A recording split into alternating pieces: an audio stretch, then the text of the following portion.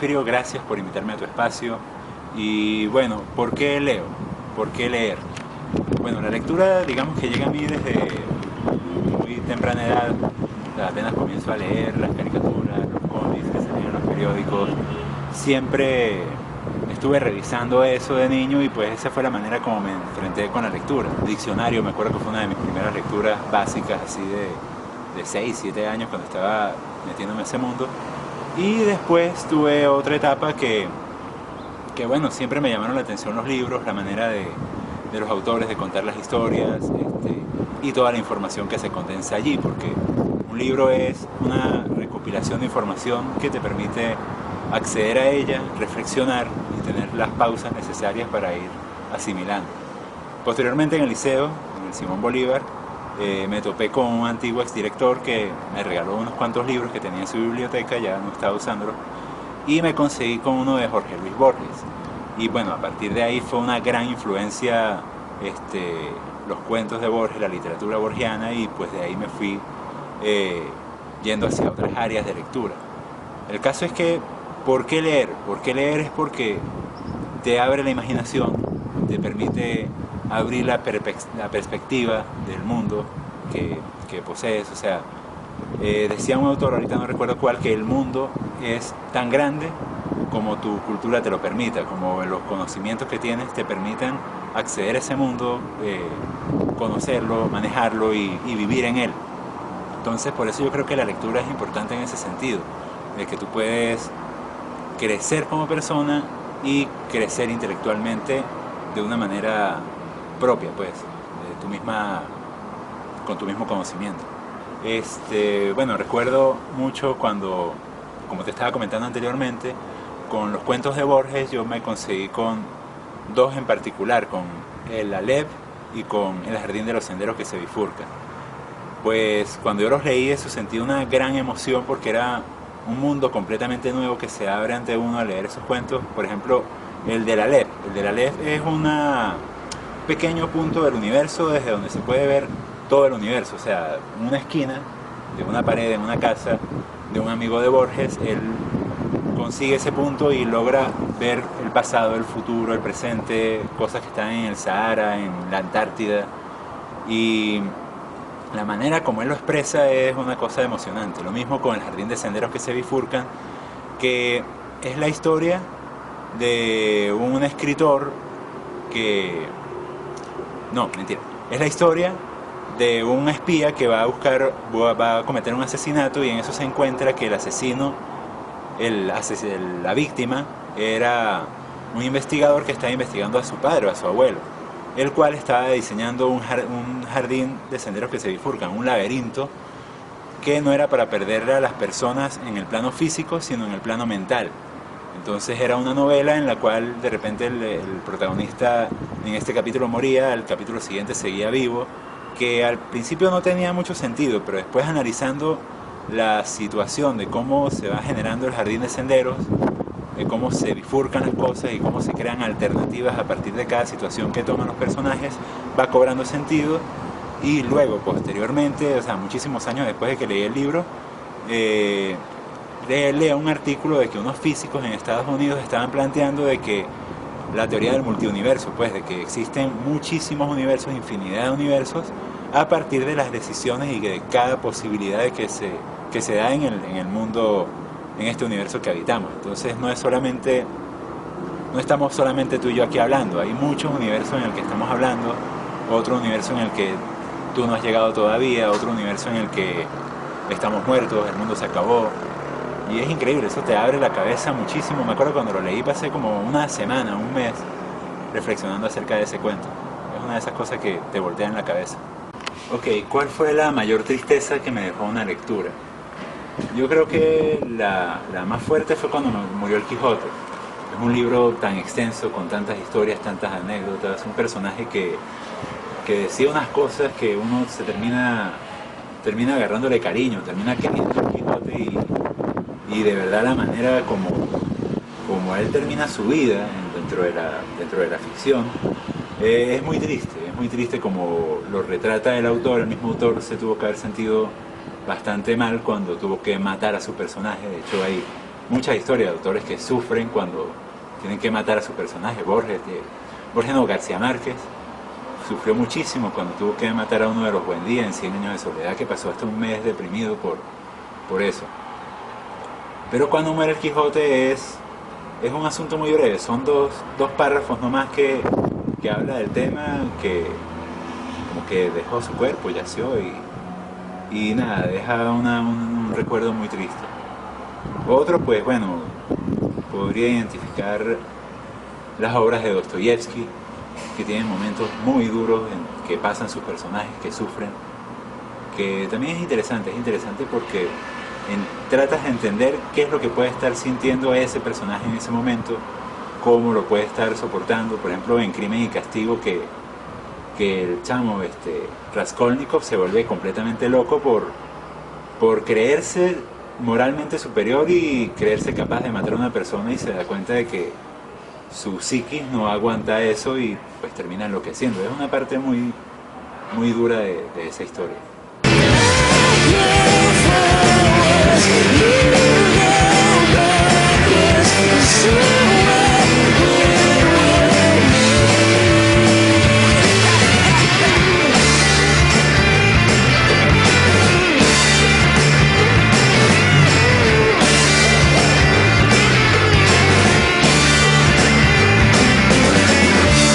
En cuanto a autores que he leído, autores que me han causado impresión con sus escritos, bueno,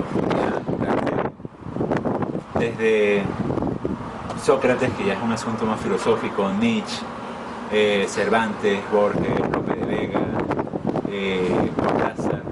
Tuve mucho tiempo leyendo Cortázar, leí muchas de sus obras, Rómulo Gallegos también. Una manera de entender lo nacional pasa por leer a Rómulo Gallegos, pasa por leer a Andrés Eloy Blanco. Sus cantos sobre la patria son una cosa conmovedora. Aquiles Nazoa, el humor de Aquiles Nazoa es increíble, los poemas son... Desde niño y después de adulto he echado risa con él, que me parece un artista supremo y con un lenguaje que es como cualquier caraqueño de la época, que es bastante gracioso, un juego de palabras muy, muy rico. ¿Qué otros autores? Aldous Huxley,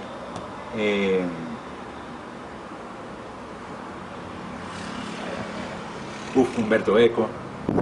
Umberto Eco es un autor que es demasiado preciso, demasiado bueno en sus planteamientos, en el conocimiento que tiene para poder hacer las historias, que eso me parece un detalle que tienen muchos autores como Borges, como él, como Umberto Eco, que es que ellos tienen una documentación inmensa, tienen una cabeza grandísima con una memoria prodigiosa, que son capaces de crear una situación irreal, ficticia, pero con todos los vicios de realidad que tú crees que realmente pasó.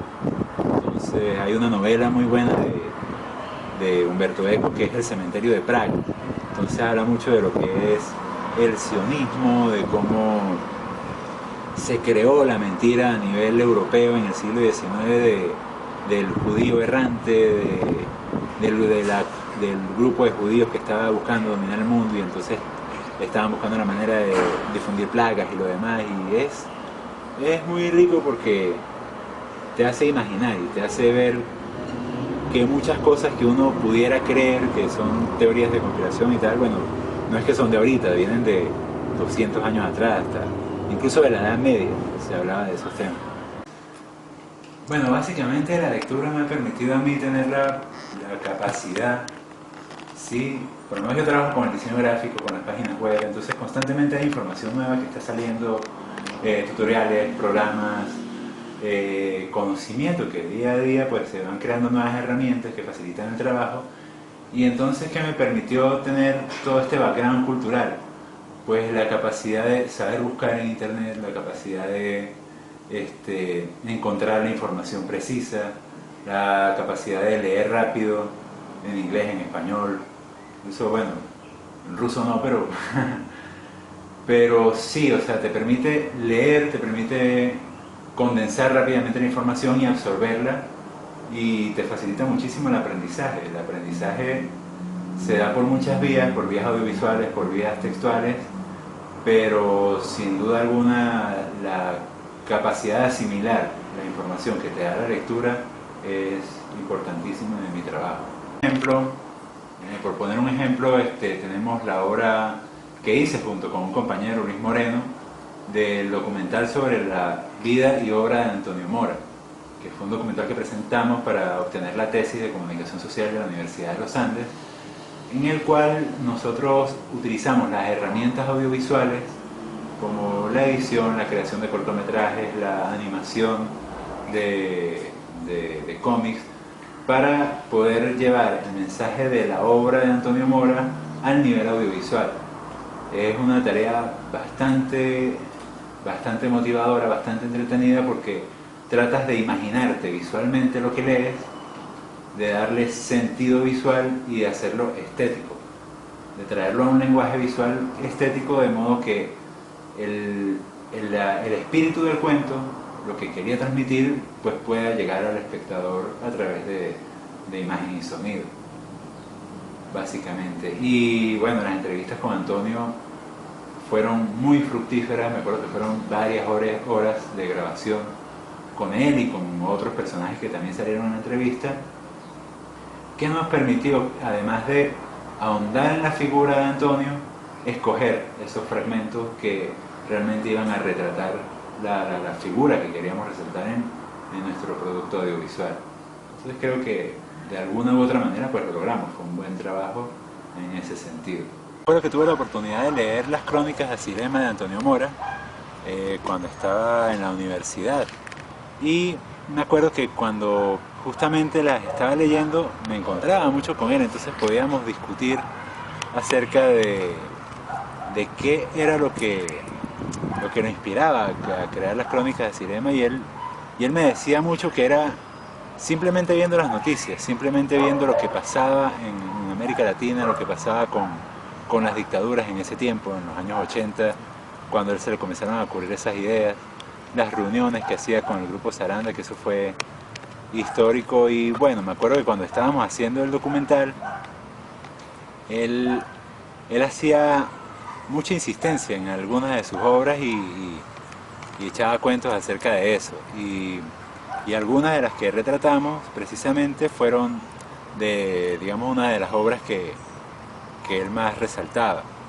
Me acuerdo que una parte del documental hicimos sobre un cuento de él, que se vayan, les dijo que se vayan, que es la historia de unos guerrilleros de Pregonero que se habían alzado en armas en contra de Gómez y estaban escapando por la montaña.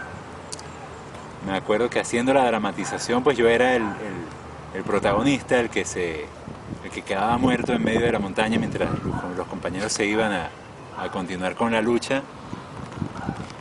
Y me acuerdo que cuando estábamos grabando eso, claro, yo haciéndome el muerto ahí, nada, se ha soltado el palo de agua, que eso, claro, ya todo el mundo estaba recogiendo las cámaras y tal, pero justamente cuando yo me voy a parar, había una piedra ahí que di la vuelta por el medio de la montaña para poder salir de ahí. Eso fue chistosísimo. Entonces, una anécdota bastante relacionada con Antonio y con ese proceso de esa época.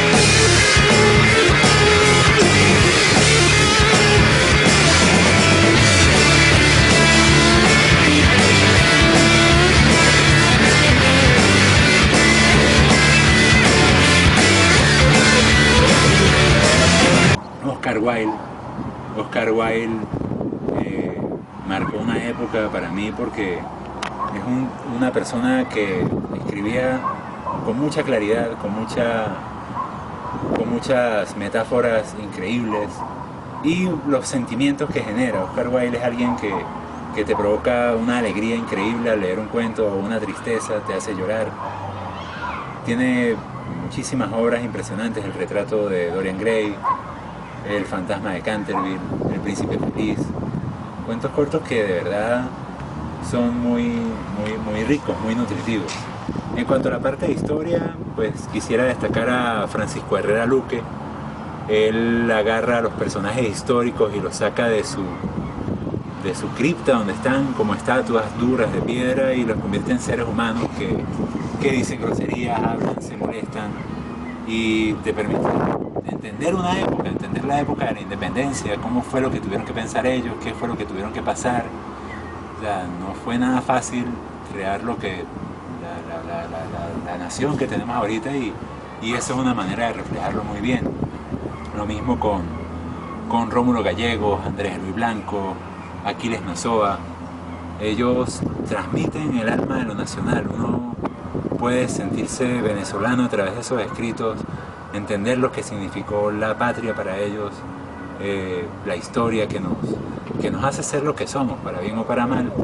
Está ahí, está en esos autores, con palabras simples, con palabras humanas de pueblo, que alguien que tiene hambre de conocimiento, alguien que le gusta saber, siempre va a tener que detenerse en los libros, por más que sea que hoy en día la cultura del internet nos hace mucho más visuales, mucho más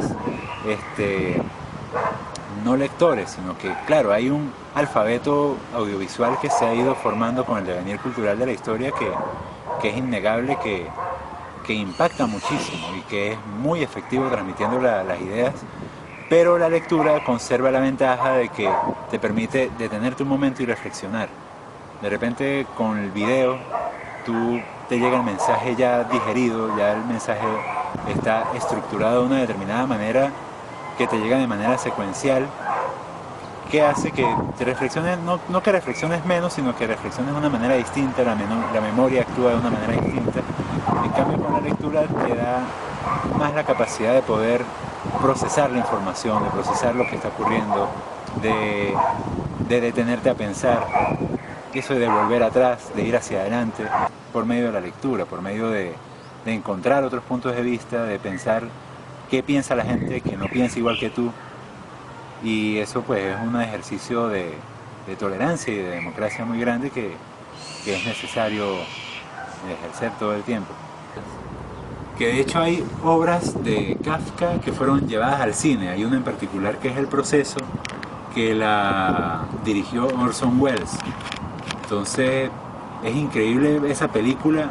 Orson Welles, claro, uno de los mejores directores de la historia del cine, retrata la angustia que vive un ciudadano ante la magnitud inmensa de lo que es la burocracia, de un hombre que es acusado de algo que ni siquiera sabe de qué se le está acusando y tiene que asumir un proceso del cual no tiene ni idea de cómo salir ni cómo entró. Y es una película de como de hora y media, 2 horas, en blanco y negro, de esa época, que es muy buena para entender. O sea, más allá de leer la obra, verla a través del cine complementa la experiencia, es muy interesante.